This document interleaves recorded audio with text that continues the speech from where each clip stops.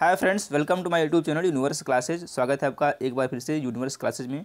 और हम इसमें बात करेंगे सीटेट एग्ज़ाम 2022 के लिए सीडीपी यानी कि मनोविज्ञान के कुछ इंपॉर्टेंट क्वेश्चन की, जो कि काफ़ी इंपॉर्टेंट क्वेश्चन है। और सीटेट एग्ज़ाम में इसी तरह के लंबे लंबे क्वेश्चन पूछे जाते हैं।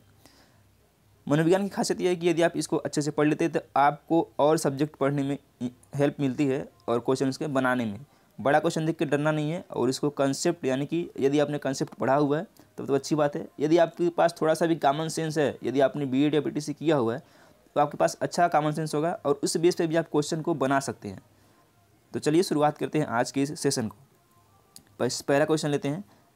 जिन बच्चों की बुद्धिलब्धि साधारणतः यहाँ बताना कितना होता है, उन्हें मानसिक न्यूनता ग्रसित की श्रेणी में रखा जाता है। यानी कि जिन बच्चों की बुद्धिलब्धि एक क्राइटेरिया है उससे कम होती है, उन बच्चों को मानसिक न्यूनता ग्रसित की श्रेणी में रखते हैं। तो कितनी होती है? 70 से कम, 70 से ऊपर, 80 से 100 के बीच, या फिर उपयुक्त में से कोई नहीं। तो जिन बच्चों की बुद्धिलब्धि यानी IQ 70 से कम होती है उनको मानसिक न्यूनता ग्रसित की श्रेणी में रखते हैं। ऑप्शन नंबर ए करेक्ट है। अगला क्वेश्चन लेते हैं। जिन बच्चों के लिए समेकित शिक्षा की केंद्रीय प्रायोजित योजना का उद्देश्य है, यानी कि क्या है? निःशक्त बच्चों को शैक्षणिक अवसर उपलब्ध कराना, नियमित विद्यालयों में, विशेष विद्यालय में, मुक्त विद्यालय में, या फिर ब्लाइंड रिलीफ एसोसिएशन के विद्यालय में।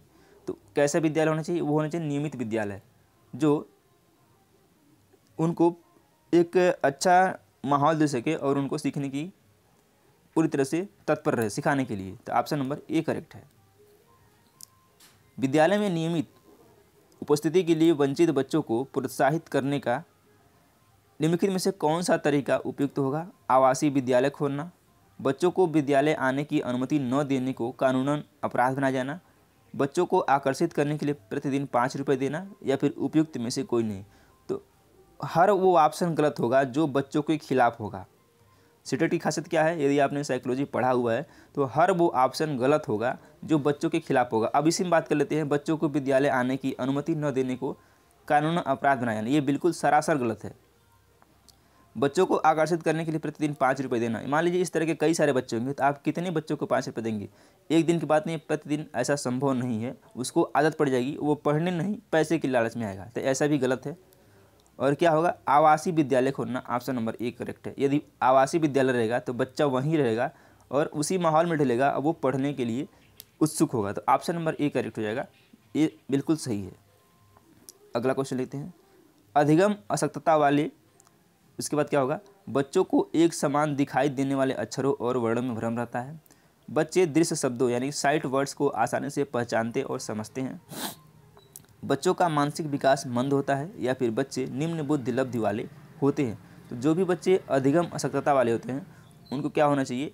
एक समान दिखाई देने वाले अक्षरों और वर्णों में क्या होता है? भ्रम रहता है। ये ऑप्शन सही है। श्रवण ह्रास से ग्रसित बच्चे, यानी कि जो सुनने में अक्षम है, श्रवण ह्रास से ग्रसित बच्चे कक्षा में किस की सबसे मुख्य नैराश्य यानी कुंठा का सामना करते हैं? यानी कि यदि वो सुनने में असमर्थ हैं, यदि बच्चा सुनेगा ही नहीं, मान लीजिए कोई बच्चा है, ठीक है, ये बच्चा है और ये बच्चा जब सुनेगा ही नहीं तो किसी चीज़ की रिप्लाई कैसे करेगा? तो इस तरह से क्या रहता है? वो एक हीन भावना का शिकार हो जाता है। तो क्या करता है? वो दूसरे से जल्दी बात नहीं करना चाहता है, एकदम अपने में मस्त रहना चाहता है, ठीक है, ये होती है। तो दूसरों के साथ संप्रेषण करने तथा सूचनाओं को बांटने में अक्षम, दूसरे विद्यार्थियों के साथ परीक्षा देने में अक्षमता, प्रस्तावित पाठ्य पुस्तक को पढ़ने की क्षमता, या फिर खेल कूद में भागीदारिता निभाने में अक्षमता। वो पाठ्य पुस्तक पढ़ेगा, परीक्षा भी देगा, लेकिन क्या होगा? वो दूसरों से बातचीत करने में क्या होगा? अक्षम, यानी कि हीन भावना का शिकार हो जाएगा। तो ऑप्शन नंबर ए करेक्ट हो जाएगा। तो चलिए, हम उम्मीद करते हैं कि आपको ये सेशन पसंद आ रहा होगा। सेशन पसंद आ रहा था वीडियो को लाइक जरूर कर लें और चैनल को अभी तक आपने सब्सक्राइब नहीं किया, सब्सक्राइब कर लें। धन्यवाद।